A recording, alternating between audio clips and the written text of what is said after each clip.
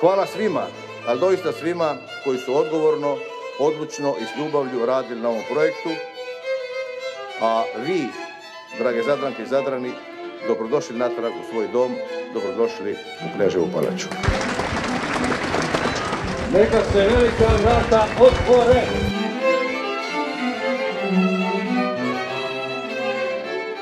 Svi zajedno večeras imamo čast svjedočiti otvaranju ove bogate palače koja je dom brojnim kulturnim aktivnostima grada Zadra i brojnih Zadranki i Zadrana, vaših gostiju.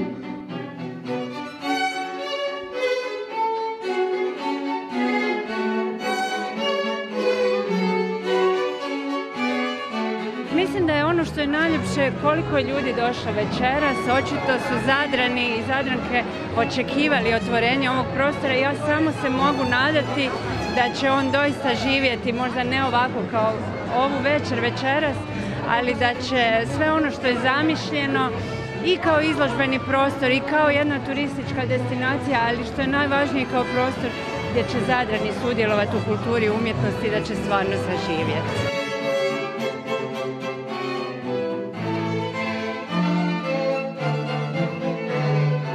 Ne mogu samo reći ništa drugo nego da sam samim ovim činom otvorenja ganut, duboko ponosan na sve što smo prošli, posebice i radostan i čast mi je bilo što sam bio na čelu jednog tima koji je izvukao ovaj projekt.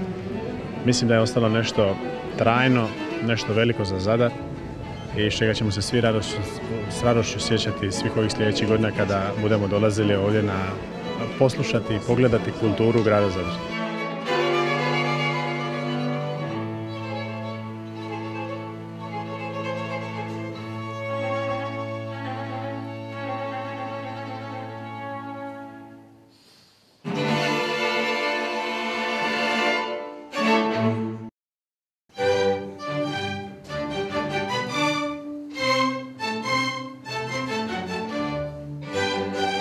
Svi nekako imamo osjećaj da smo sada jedan mali dio povijesti ovdje, budući da 25 godina se tu ništa nije moglo čuti, bila je tišina, a sad evo mi smo imali tu čast zapravo ispuniti nakon četvrt stoljeća ovaj prostor opet sa glazbom i mislim da svi osjećamo tu jednu ogromnu čast i veselje.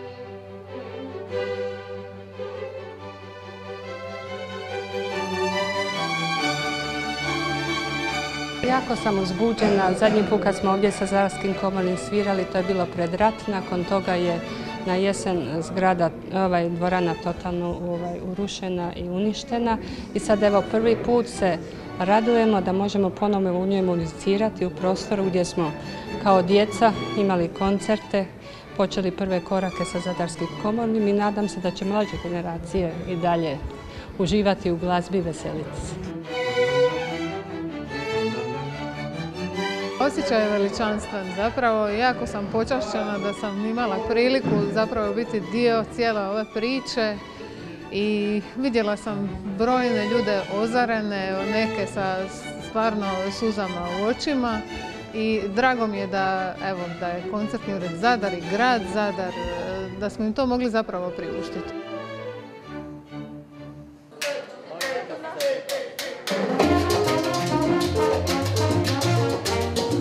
Ovdje večeras je najviše bilo kubanskih nekakvih stilova iz sve tri struje, ali sve naravno kako ih ja čujem i svaki put kad je neko improvizirao, to je manje više bio džez. Meni je to izvanredno šta Miron radi. Mislim da moram priznati da mislim da je prvi koji se uhvatio tog posla baš ozbiljno. Što se tiče aranžerske strane, skladateljske strane, Latin jazz u svojoj najčistijoj formi. Ono nešto što sam ja slušao još dok sam bio klinac i kad je nastavio kubizmu, što sam slušao, to je on upravo uspio osmisliti kao cijeli jedan koncert, to je fenomenalno.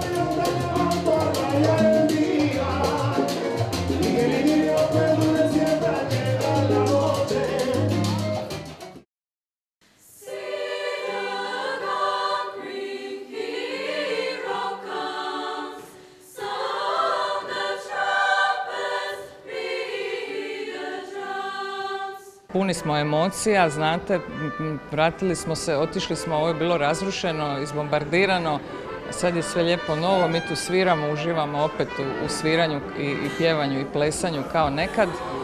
A čujte, obilježavamo 70 godina, iako nam je 70 godina bilo prošle godine, ali kad smo čuli da će ovaj prostor biti u funkciji od 2. mjeseca, onda smo odlučili malo zagaziti u ovu godinu, tako da sad u stvari imamo 70 i u 71. smo. Ali taj izazov je bio i zov ove dvorane toliko jak da smo odlučili večeras napraviti promociju monografije.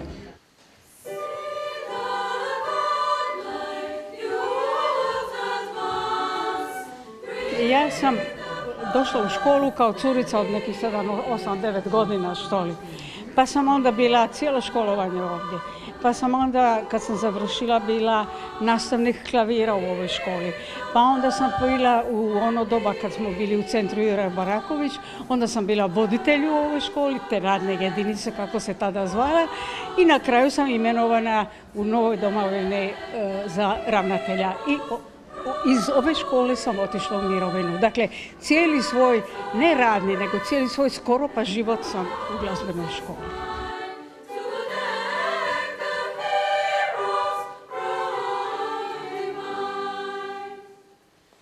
To je prva zapravo monografija glazbene škole, znači jako mnogo jer donosi kronološki zapravo sve ono najvažnije što se u školi događalo. 1970. godine otvara se plesni odjel u glazbenoj školi, to je suvremeni ples. Nakon toga do rata, do 1991. godine radi 2 nastavnika, a danas nakon 46-7 godina u školi na plesnom odjelu radi 8 nastavnika, od toga su 2 korepetitora.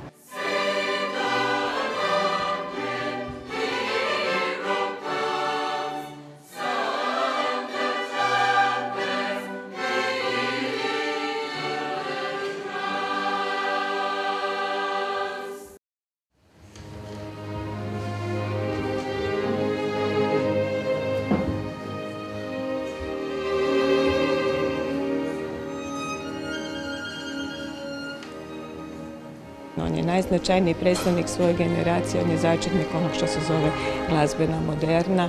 Njegov stil je vrlo upečatljiv, prepoznatljiv, a osobito je puno učinio podučavanjem drugih skladatelja, Boris Papandopulo i njegova generacija, oni su svi bili versni đaci.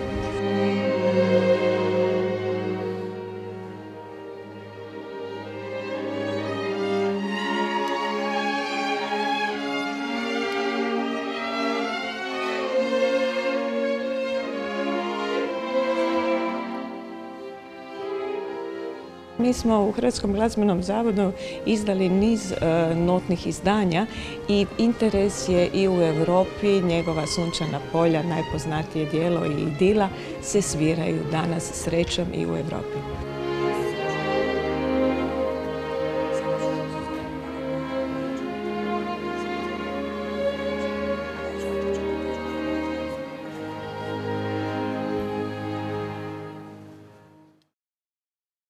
I'm an anonymous countertenor. I sing like a woman, but I love it.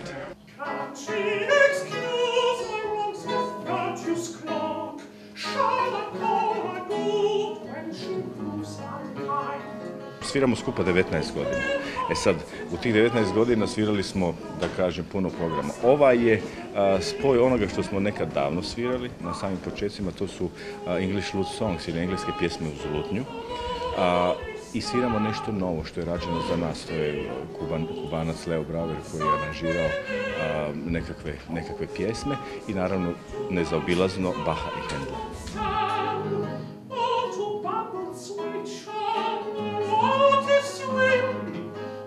With Edin, I play now for 19 years concerts together.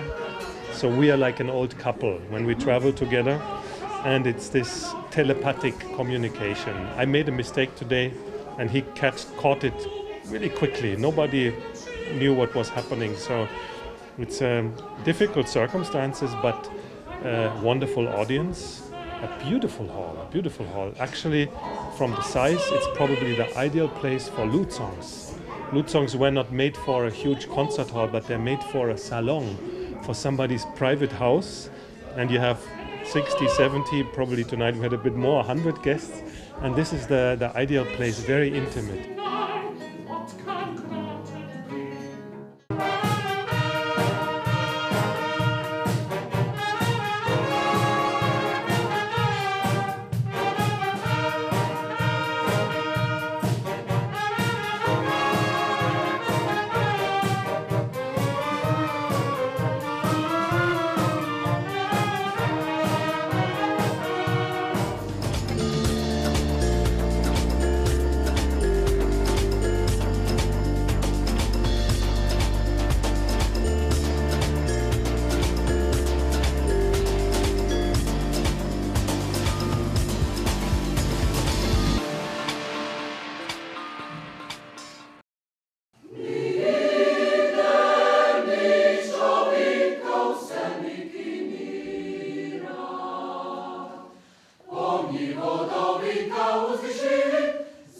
Posebno je ozračje, nije baš sve jedno. Puno je nastupa iza nas na pozornicama po Europi i po Hrvatskoj, ali nekako je posebno emotivno evo upravo ovaj povratak u Kneževu palaču i u koncertnu dvoranu.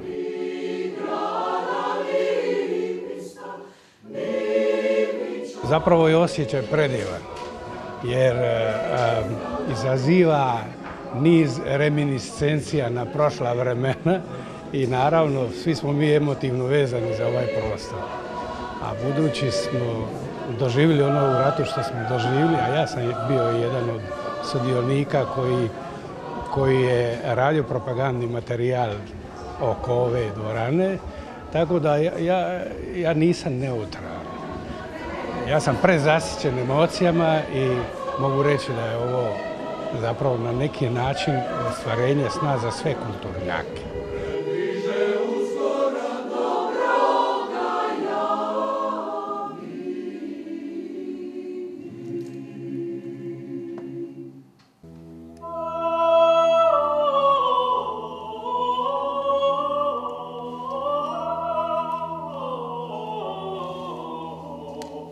U Zadru sve do kraja Prvog svjetskog rata traje pjevanje lauda, znači pohvalnica u čast crkvenih velikodostojnika i vladara na latinskom jeziku.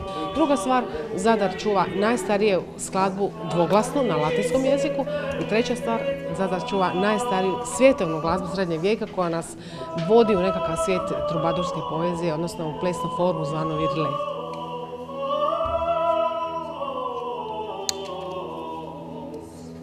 U Zadru je na ranu srednjovjekovnu glazbu sigurno jako utjecala Južna Italija s jedne strane, onda je utjecao Bizant s druge strane i zapravo taj jedan globalni gregorijanski koral koji je bio kao neka matrica u zapadnoj Europi, koja je u Zadru u svim tim segmentima prisutna. I to je ono što Zadar ima i na različite načine u prostorima poput Benediktinskog samostana, kod Franjevaca, u katedrali.